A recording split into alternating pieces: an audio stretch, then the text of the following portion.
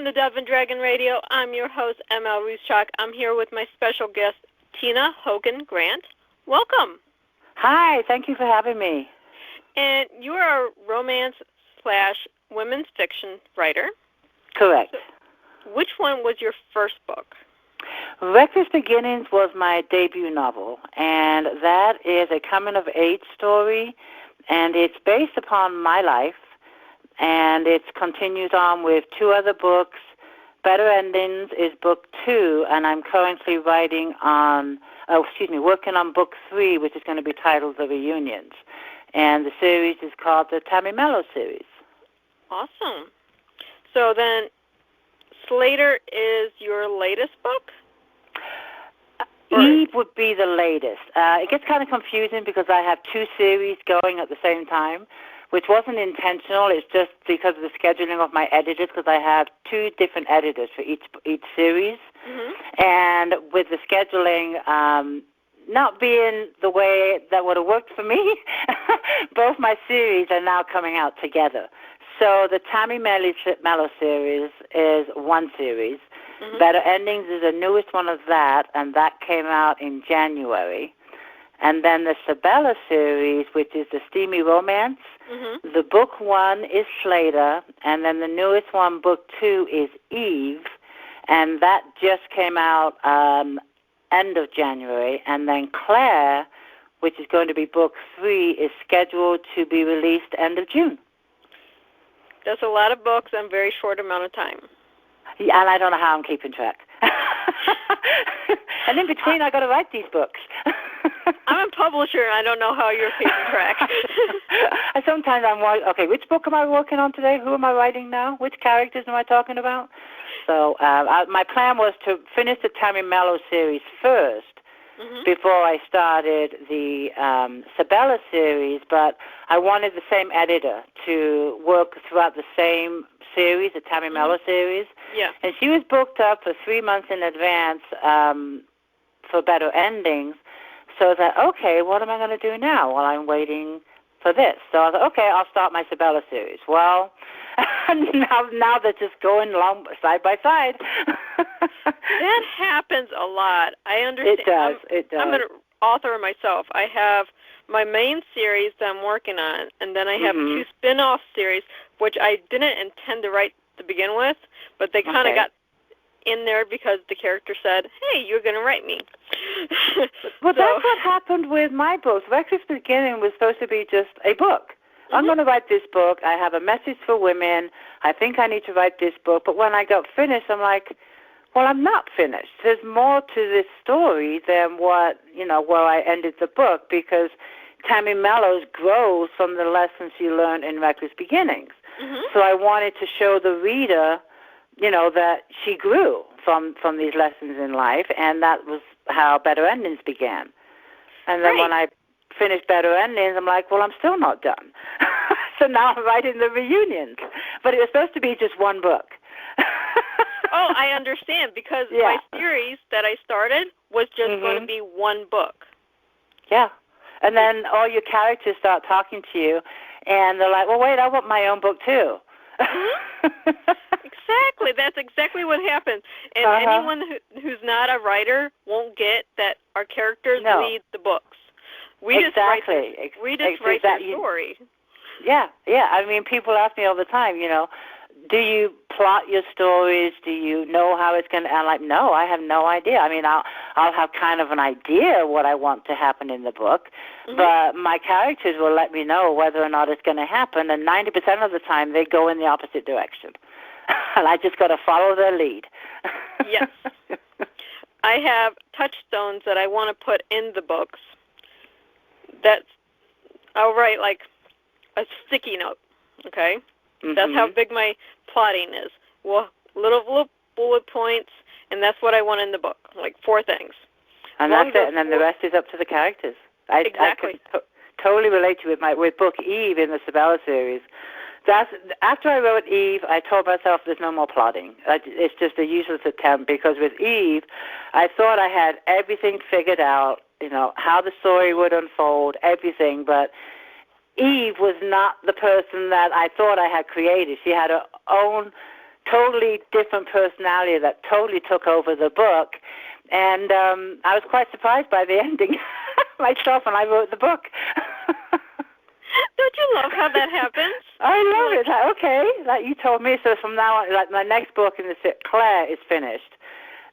With Jill, which will be, there's going to be 5 books in this series. I have Slater, Eve, Claire, Jill, and then the last one I haven't got a title for. Mm-hmm. And Jill, I kind of have her personality in my head, but I know she's gonna let me know.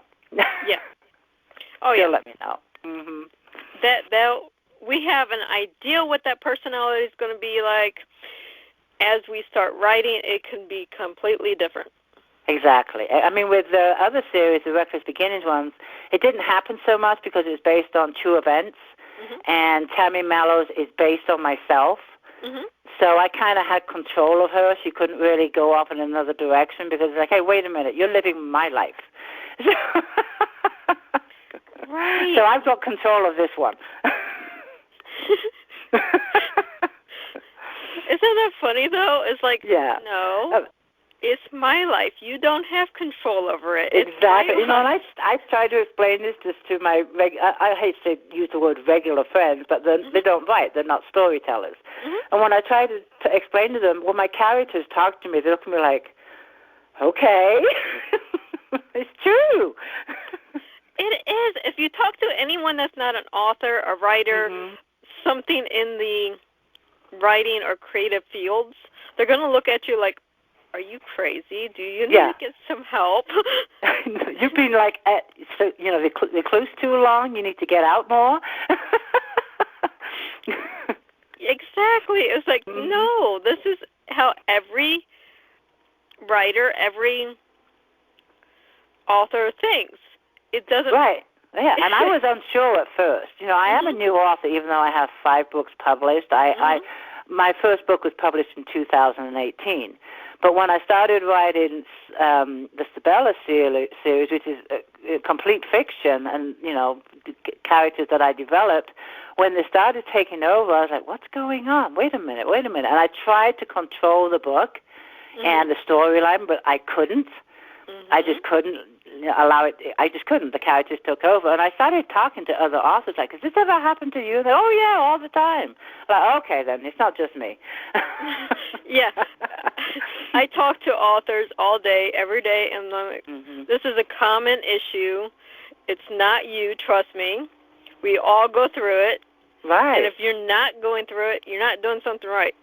Right, exactly, because you have to let the story tell itself. Mm-hmm. And that's what I've learned through doing the Sabella. And that's another reason why I've started writing the Sabella series, is because the Tammy Mallows series is pretty easy to control and write because I knew what was going to happen. I knew, how it was going to end. So I thought, I'm going to write just pure fiction, but I do want romance in it. Mm-hmm. And that's also because I wanted to learn how the story developed through my creativity. And wow, what a learning curve that was. Completely different experience from writing something that you know about or based from your life. Completely different mm-hmm. aspect. Yeah, and I have a nonfiction writer that I was mm-hmm. just talking to the other day who's also writing fiction novels. And it's 2 separate entities, if you write nonfiction to fiction. Mm-hmm. When you're writing nonfiction, you mm-hmm. have to go with historical events because that's usually what nonfiction is. It's not recent events. It's usually historical, even mm-hmm. if historical is a year ago. Right. So everything is fact-checking. So you don't have the characters talking to you. You're just writing facts. And you have to be accurate. Mm-hmm. Versus when you write fiction, if you're writing fiction based on reality, then you have some facts that you discover. Like mm-hmm. if you're writing about a town in Massachusetts, for example, mm-hmm. you're going to research that town to see what the house will look like, what kind of weather they have, and things like this. But your character is going to talk to you and say, hey, we're going to do this today. Right. So it's a learning curve, but it's fun. It is. It's a lot of. I mean, I had a lot of fun writing this series. And again, I thought, well, I'll just write a book while I'm waiting for my editor to begin Better Endings, and that give me something to do. But no, I already know it's going to be at least 5 books because every character from Slater is telling me, look, I want a book too. So I'm now up to Jill. I'm glad I didn't write a book with a ton of characters. It'd be a 20-book series if they all start yelling at me. Exactly. Oh, you have that too. Like, I want to be heard today, and then they're all yelling at the same time. It's like, wait, I can't talk to all of you at one time. I know. And then the other thing that sounds odd too. There's couples in the books, of course. But I had in my, I know by now, but I had in my mind that this character would hook up with this character and be a happy ever after, and that she would not like this character. Well, no. Jill ends up liking the character that I assumed she didn't like. The chemistry between them is like, wow, okay, go for it. Exactly. You were like, wait, I had planned on you yes. going with X, Y, or Z, not on C, D, or F. Right. And it's like, okay, you're happy with him? All right, let's do this. Yeah, it's funny how our characters develop.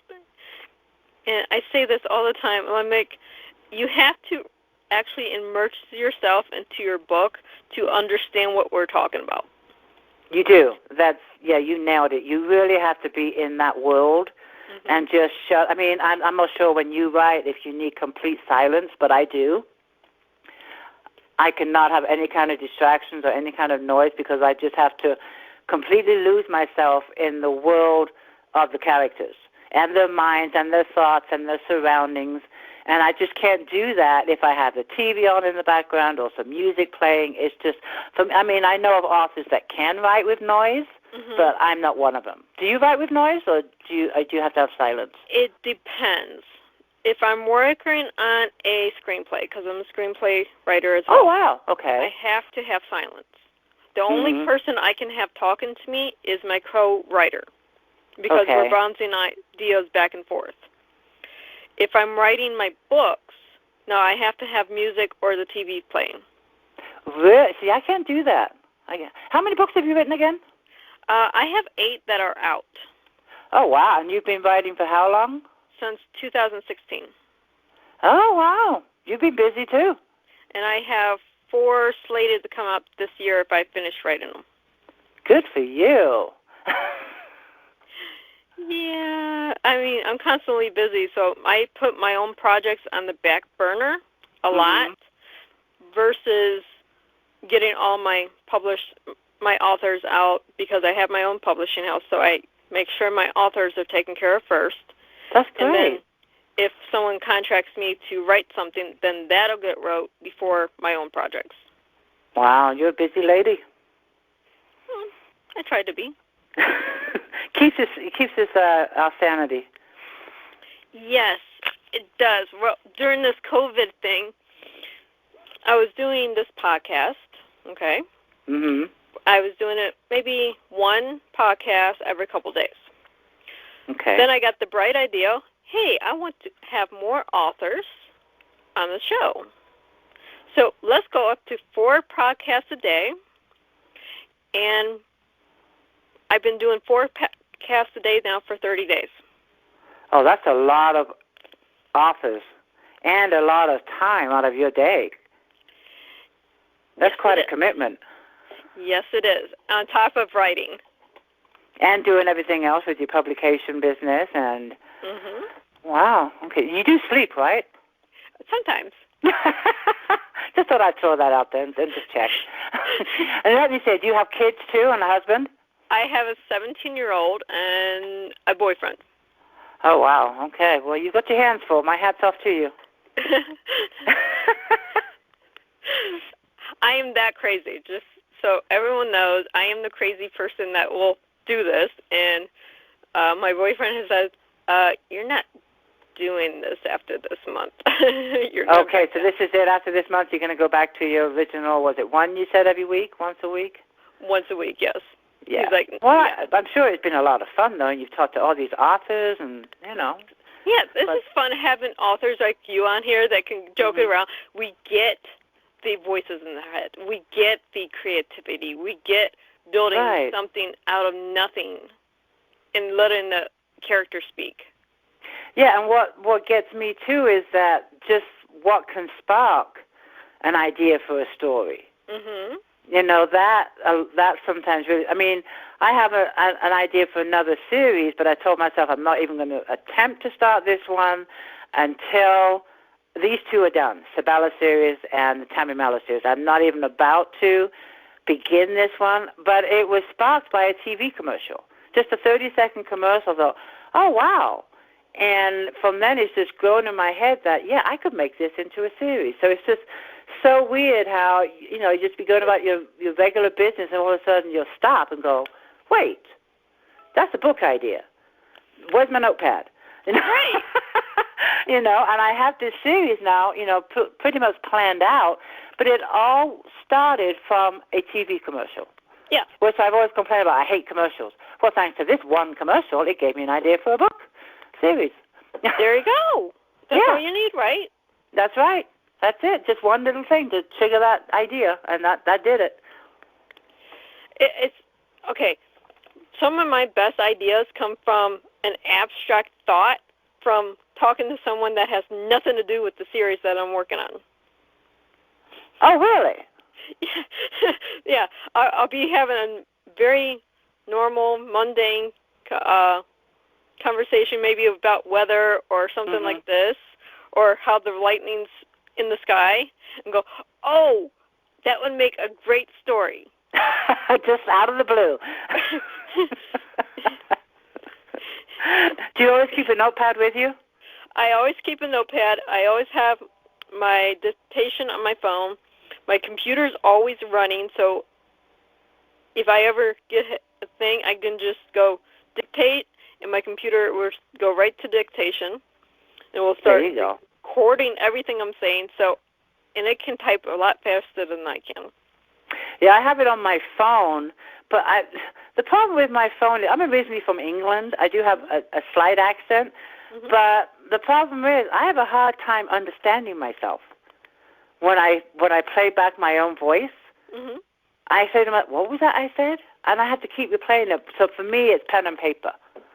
I get the pen and paper, and sometimes I'll be, with a few people, and we'll be talking and stuff, and I won't necessarily get an idea for a book, but I'll get an idea for something I'm currently working on, and I would have to just abruptly stop the conversation and say, 1 minute, I just got to write something down, and they're used to it by now. Right. They know, okay, she's got an idea, and I'll pull out my little notepad, write it down, and I'm like, okay, I'm done. Let's continue. Yeah, it's just, my daughter will contest, and when I have an idea to write down, I have to write down the idea. And it may take me not 5-10 minutes to write down just the idea. I'll start writing the entire story down. So that would take more than a few minutes.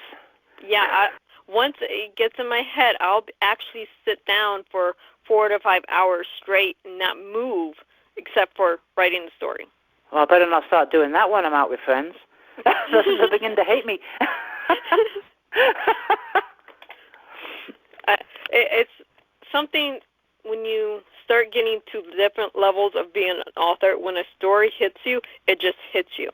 Yeah, you have to do something. You can't just say to yourself, okay, I'll remember that now, and then when I get home, I'll write it down. No.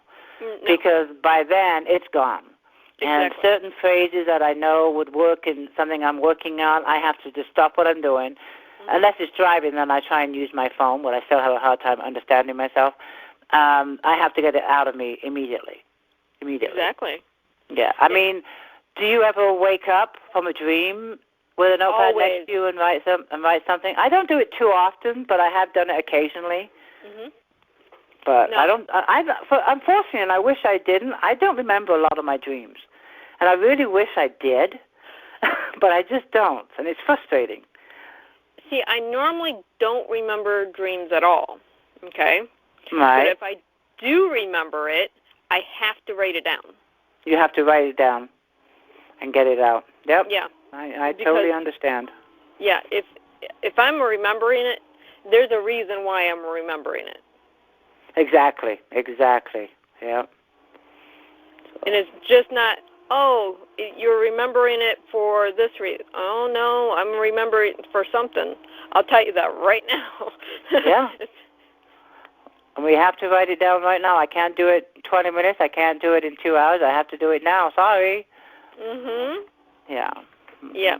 This is the life of an author. Sorry, I know my father was an author, and he was a science fiction writer. So I grew up, living with an author. Yeah. And this is before computers, before, he always had a notepad with him. He wrote his books on a typewriter. But we'd be all sitting around at dinner, and all of a sudden, he would just jolt. His body would jolt. His eyes would get wide, and we all knew Dad just had a moment. And sure enough, he left the table and said, I'll be right back. Up he went to his office. He'd be there 15, 20 minutes. He knew right away what he was doing. He just had some moment of a thought for what he was working on or future works, and he had to get it out. Yeah. If you're not in a family with an author, if you have never wrote a book before, you don't understand this. My daughter is so lucky because not only does she get to grow with me as an author, but she's a writer herself. Oh, that's brilliant. I love that. So I get to see her when she has an idea. Right. Because if she's not talking it out with me, even though some of her ideas scare the living daylights out of me, I call her my little Stephen King prodigy. Aww. Yeah. Don't ever So she's her. doing horror. Yes. Now, where does she get her ideas? Has she told you? Oh, they're based on TV shows. Well, now that does not surprise me. Some of the shows they put out there nowadays, it's like, really?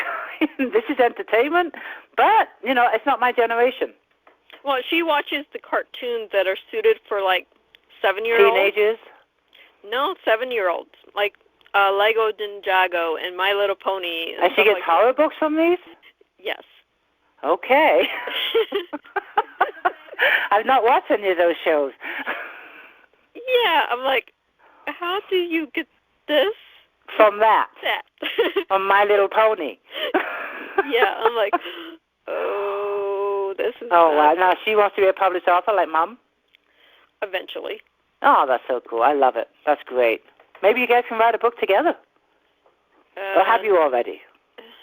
She is my editor for my original series. She is not editing my spin-off series. Wow. Yeah. That's great. Yeah. So she's been with me every step of the way with my books. So she's accredited on all of my books as being the editor. Right. And then eventually maybe we'll write something together, but I don't know if I can get as dark as she does. She gets that down. Huh? How old is she, 17? She's 17. Oh, okay. Wow. Well, my hat's off to her, though. She's young and she has ambition. I love it. Yes. So, but at the same time, one of my other authors, she has a daughter that's a little bit younger than my daughter, and her daughter's writing a book that will be publishing within my publishing house. Excellent. And she's also the same age, 17? No, she's 13. 13 years old and having a book published. That's brilliant. Yep. That is brilliant. We do Good support our kids when they do want to do their writing. So. Well, yeah, that way they'll write more. And I'd much rather see a kid, teenager, write than be on a tablet playing games. Exactly. That's why I'm like, no, if you want to write all day, go. Yeah, do it. That's one rule when my grandkids come up to the house. Leave the tablets home. You're here to visit me. My son's pretty good, though. They only get like an hour a day, but the obsession that some of these teenagers, or it doesn't necessarily be teenagers, kids have, is scary. It's an addiction. And, when my grandkids come up here, it's board games, cards, interaction, and it's so sad that families are losing that tradition of interacting with each other. so extremely sad. I'm like, what the heck? Did we grow up like this? Did I miss something? Yeah, it's just sad to see. And I'm not trying to lighthearten the COVID pandemic, but I'm happy to hear of families, doing jigsaw puzzles together and playing board games together because they're in quarantine. And it's like, you got to live with this person, so you better get to know them. I know. It's like, oh. It's like families are being reborn again because of the pandemic. And for me, that I like to hear that. I do. Yeah. I mean, it's not, it's a catch-22, really. We need to have this so we can get back to the family values, but at the same time, it's like, okay, I've been stuck inside with Grandma for the last 4 weeks. Right. Let me out. Where's my tablet? I understand completely. I do, but I just look at some of these teenagers and they're walking with their heads down. You're surprised they don't have a stiff neck, looking down at the screen all day long, and it's just like they're just so lost. It's just like, come on, people. There's a world out here. Did you see that tree you just walked by? Right. It's like, look how beautiful it is. Yeah, they don't always see all this stuff, but at the same time, I think people are finally starting to get it a little bit. I think so. Because it was all new, the technology feature, it was new. It's like a wow, kind of factor. But now that it's part of our everyday lives, it's like, okay, we don't need this 24/7. Let's get back to reality in life. Exactly. Yeah. So I think everything's going back to a new normal, maybe a little bit saner normal. I hope so. So we have the books coming out. Where can our listeners find you? Okay, all of my books are on Amazon and Amazon KU, and they are in paperbacks, Kindle Unlimited, and the paperbacks you can get anywhere. You can go to any local bookstore and have someone order it for you, and they can pick it up. And, Barnes & Nobles, even your family bookstores, and, of course, on Amazon. And like I said, Kindle Unlimited, too. If you're a member of KU, you get to read them all for free. There we go.